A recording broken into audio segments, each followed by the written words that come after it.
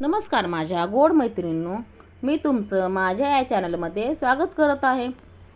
आज मी खूप खुश आहे कारण माझ्या नणंदबाईंनी माझ्यासाठी सीजनचा शेवटचा गाजरचा हलवा बनवला होता।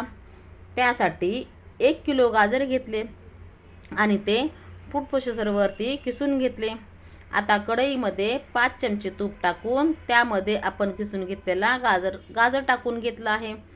तुपावरती हे गाजर छान नरम होईपर्यंत परतून घ्यायचे, म्हणजे आपला गाजरचा हलवा बनायला वेळ लागत नाही, तो झटपट बनतो।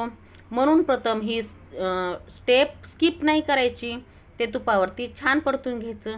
आता त्यामध्ये आपण विलायची बारीक करून टाकली आहे आणि त्याचबरोबर त्यामध्ये ड्रायफ्रूट्स बारीक करून घेतले होते। ड्रायफ्रूट्समध्ये काजू, बदाम आणि मनुके टाकले आहे आणि त्यामध्येच मिक्स झाल्यानंतर मी 1 किलो गाजरासाठी 3 वाटी साखर घेतली होती, ती थोडी थोडी करून टाकून घेतली।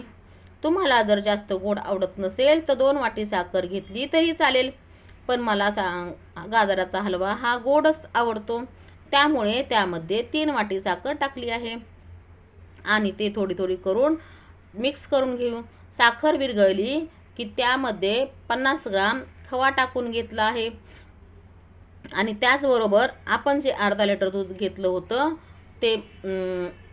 ते सर्व टाकून घेतलं आणि त्यामध्ये मिक्स करून घेतलं। त्याचबरोबर त्यामध्ये आपण साय टाकून घेतली आणि ते छान मिक्स करून स्लो गॅसवरती शिजवायला ठेवलं। जोपर्यंत त्यामधलं पाणी आटत नाही तोपर्यंत ते शिजवून घेतलं। झाला आपला गाजरचा हलवा तयार। या खायला पटापट। तुम्हाला ही रेसिपी आवडली असेल तर लाईक, शेअर आणि कमेंट्स करा, म्हणजे मलाही तुमचं रिप्लाय कळेल। बाय।